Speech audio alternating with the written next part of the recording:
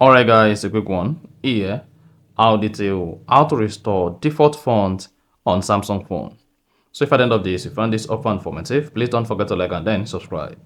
Now, if you have changed your Samsung phone font, and I want to restore the font back to default, now what you need to do is go ahead and open the settings app on your Samsung phone.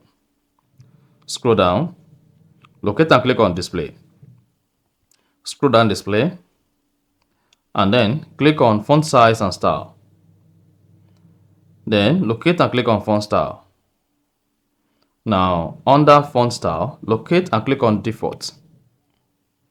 Then hang on, then it should say your font changed back to default on your Samsung phone. And then you are good. So that's exactly how to restore back the default font size on your Samsung phone. If you found this offer informative, please don't forget to like and then subscribe.